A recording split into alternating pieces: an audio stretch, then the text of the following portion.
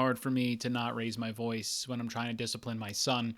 I try, I think about it. I try to take deep breaths, but sometimes the constant listening, not listening, and the constant defiance just makes me lose it. And yelling seems in quotes the way that I get his attention. But is it the right way? I really don't want a parent like that. And today we're going to talk about disciplining your kids without yelling. This is the Better Mental Health for Kids and Parents podcast.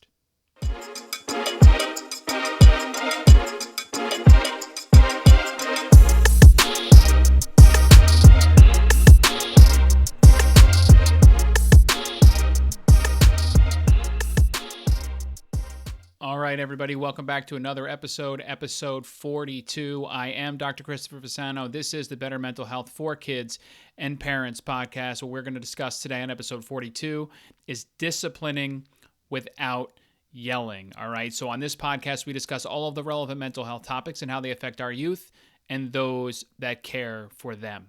All right, guys, I hope you enjoyed last episode with our amazing guest, Mr. Tony Horton. Tony was awesome.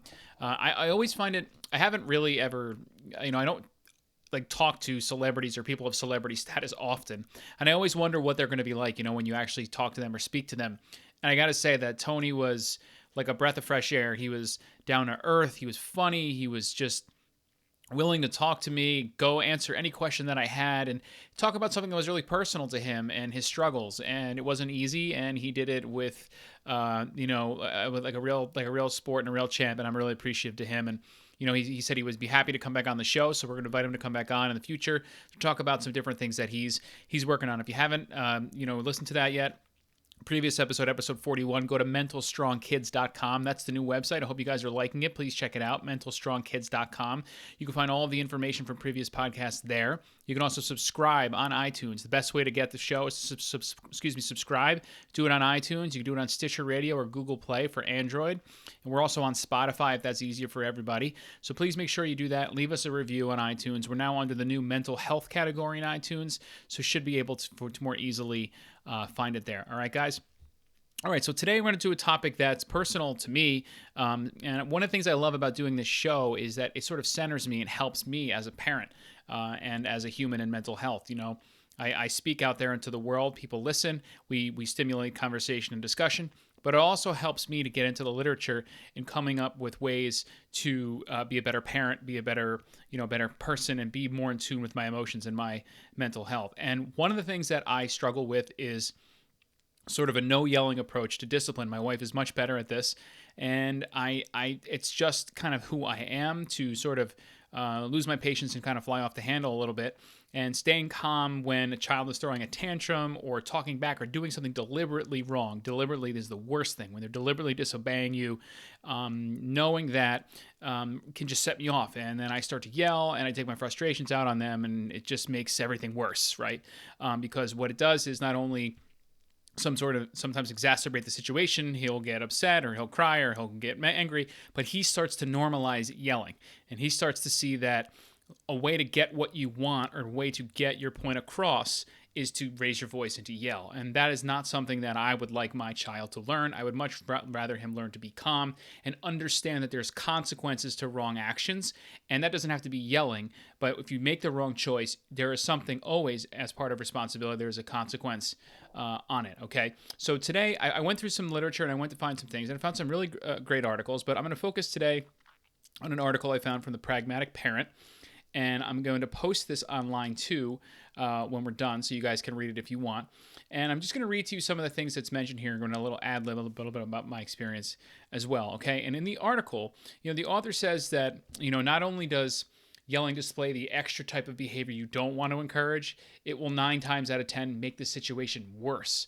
And this is true. I've seen this happen, right? Say here that each time you yell at your child, you show them that you can't control your own emotions, right? Like we talked about, and they'll catch on to that, and it's okay to act similarly when they have these big emotions, right? So they come home from school, they got into an argument, they got into a fight, they got in a bad grade, or something really, really stirred up something big in them. They're going to start yelling. They're going to start raising their voice because that's what they see, and that's what they think the way to do it is. Say here, responding by arguing, raising your voice, slamming doors, or acting out relays a message to children to, who look at us, our parents or teachers, or anyone who's in a supervisory role as models for their behavior, that this type of reaction is acceptable. Okay, so behavior like this from a trusted adult adds fuel to the fire. Okay, so the author here puts sort of the fine print on positive discipline and what your kids need to hear instead of yelling or harsh responses. So I'll touch on some of these points, and then we're going to go into some key strategies. Well, I think there's 4 or 5 that we can do that I'm going to try in my own house. Okay, so let's start here. It says that anger is just a surface emotion. Okay, if your child is angry, right, there's generally more going on under the surface, and we as parents have to dig to kind of figure out what's going on. Now, also with that, shaming a child, right, for being unsure, able to control their emotions will tear them down and erode confidence. You don't want to ever do that, okay? They also mention that yelling silences a child, right? If you yell really loud, they're going to get soft. But listening and responding with kindness helps them feel safe to communicate with you, and that's ultimately what you want, especially as they get older. Right? That's when we're really going to need them to sort of communicate with us better. All right. They say that often there are environmental factors at play when it comes to a child's big displays of emotion, like are basic needs met and what is the behavior trying to tell you? Okay. If your kids won't listen to you unless you yell, right, it might be time to turn to the mirror and see how our own behavior could be contributing to them not listening. That's something that hit home to me, right? Like if the only way I can get my kid to listen is by yelling, then like, what am I doing there? What's going on with me? And I might not be really listening to him, or maybe I'm not really addressing his needs so much. And that should be something I need to look into, or we as parents need to look into. And finally, on this point, criticism of a child discourages them, but acceptance of their emotions and feelings will earn their trust. And this is something that I try to do with my child. I try to let him know that I'm accepting of his emotions and how he's feeling. But if I turn around and yell at him quickly, it's kind of a mixed message. Okay, so those are some points here. Another list of points here, what kids need to hear instead of yelling, and then we'll go into some of the sort of more descriptive strategies, okay? First thing, stop and pause before you could overact your child's behavior in the situation, right? Accidents happen, or something he does or she does, something they're overstimulated or something like that. Stop and take a second. This is really, really simple, but I struggle with this. I really do. I try to do it, but sometimes I just lose it. All right. Love your child regardless of the behavior. That's an obvious one. Don't think about you. Think about them, right? The behavior doesn't affect you unless you let it. That's really, really cool to think about, right? What they're doing doesn't really have any effect on us. Only when we let it does it. Okay. See the situation through a child's eyes. Okay. Never or try to resist the urge to compare your child's behavior to another child, right? Because every situation is unique. All right. And most importantly, help your child learn how to take responsibility, okay, for their actions and decisions by coming up with solutions once they've calmed down and gotten perspective. Okay. So this is something that I always say, preaching responsibility, teaching your child to be responsible. Everything in life has choices. You make a choice, you could only choose one thing. So the other thing you're not now electing to take. There's a consequence to that. It could be a great thing, right? You know, like going to college is a choice. You can make a strong argument that going to college is the right choice. But you're not, by going to college, you're making a choice to do something that might be less beneficial. You're going to have more money. You're going to have more debt. Okay. Everything comes with a consequence and a responsibility. So they have to understand that. And the only way to really do that is to really push this idea of consequence, not by yelling, but by establishing the clear-cut rules. And we're going to get into that. I think that's where I need to live more. And I hope you guys agree with me here. So here are the 7 ways to discipline kids without yelling. Let's go. Number 1, be there for your child. Okay. They say here that a lot of the time children express frustrations or sadness or some sort of anger. When you see your child becoming agitated, right, frustrated or upset with themselves, surroundings, or with other people, just calmly step in, all right? Show your child you notice their behavior and you want to help them by listening to them. You want to hear what's going on. You want to problem solve. You want to give them their attention and let them know you care, and you're here to help identify a solution, not perpetrate the problem, okay? 2, remind them of tools of how to calm down.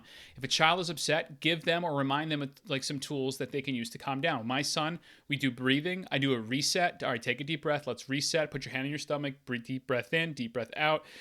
Breathe in, breathe out. Let's calm down. And when they get calm, then we can start talking to them. All right. 3, listen to them explain their feelings. Okay.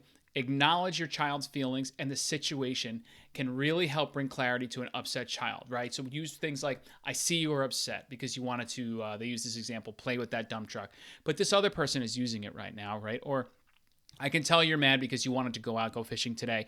I know we said we would do that, and I really understand how that could be upsetting. But we just can't do that today because of this, and here's an alternative, blah, blah, blah, okay? So what you're doing is you're empathizing with your child's feelings, and that helps them feel heard. And it sort of opens up this line of communication to go in more depth, and they could say something like, yeah, I was upset. You said we can go, blah, blah, blah. And then you actually have a conversation. It's not so much, we're not going today, blah, blah, blah, blah. And everyone, it's not that. It's, listen, you're right. I understand. That would make me upset. I get it. I'm with you. We're going to do it. Let's talk about a way we can move forward together, right? I know you might be thinking to yourself, that's crazy. These kids won't do that. But we'll get to what happens if that happens and they don't want to listen to that, okay?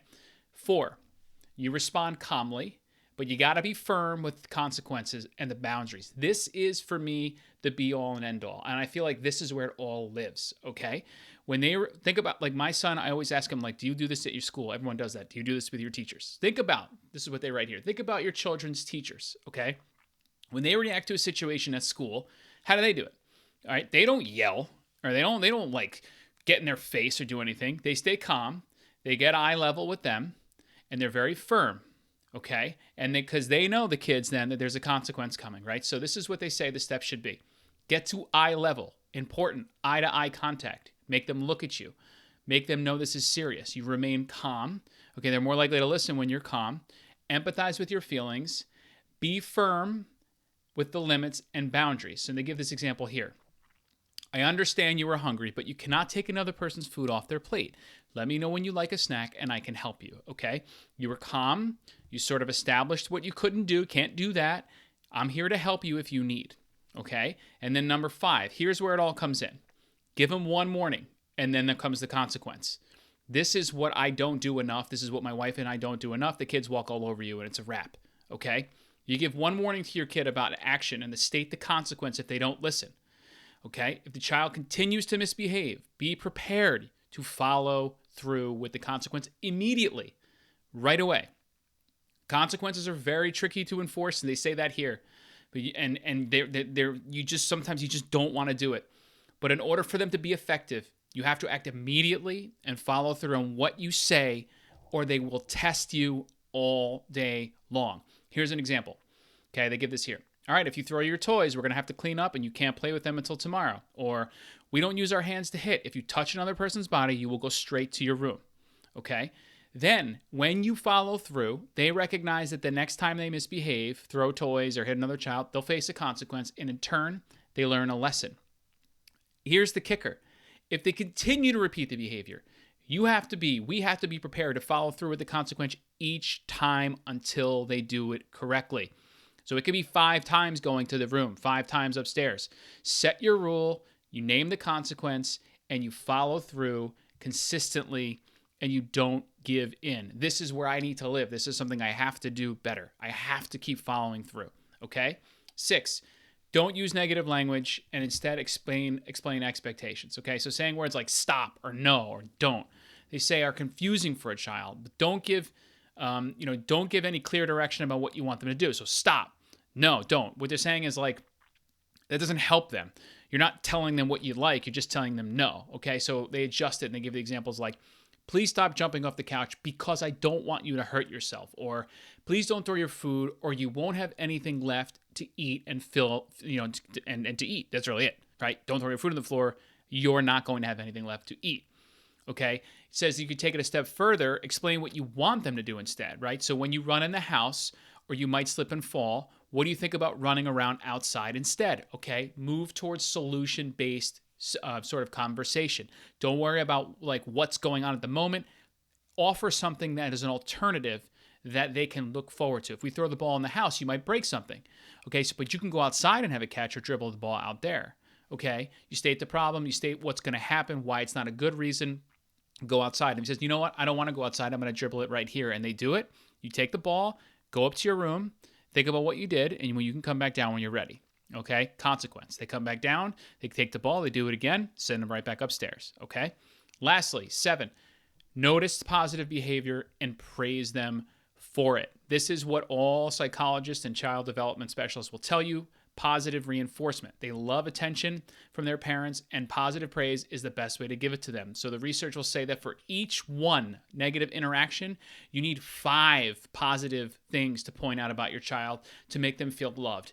Think about that. Do you do that? Because I surely don't, and it's making me feel real bad. Okay?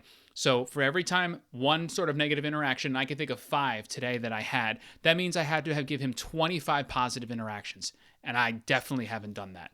And the research will say that if your child thinks that all you do is pick out the negative and point to the negative and tell them what they're not doing, you're telling them to stop, they're going to grow up thinking that they're not good, that they're going to seek your approval, and that can go real wrong. Kids who are looking for parental and adult or different forms of emotional filling approval, right? That's where you can get all Freudian and wacky.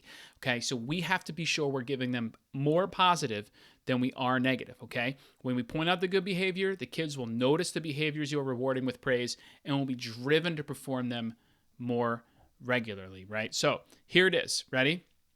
Best medicine for your child's bad behavior is what's said in this article. Remain calm. Get on their level, give your child full attention, listen while they talk, empathize with their feelings, okay? Got to set reasonable boundaries and follow through with the consequence, no matter how many times you have to do it. Quick side note, I heard a funny story about, before we close, I heard this funny story I was reading, doing research for this episode, that this mother was saying that her kid, in the mornings, mornings can be hectic when you're getting off to school and you got to go to work, saying that the kid was not getting dressed on time. It's too slow to getting dressed. They were going to be late. So what she did was she said, okay, you have 10 minutes and we're leaving. You better get dressed. We have 10 minutes. 10 minutes came around. They were leaving. The kid was still in the pajamas. She picked up the kid, put him to school in his pajamas. Okay. He had to go to school for the day in his pajamas. And the next day and forever on, the kid never, ever took that long to put his clothes on. Now, you might say that it's a bit cruel.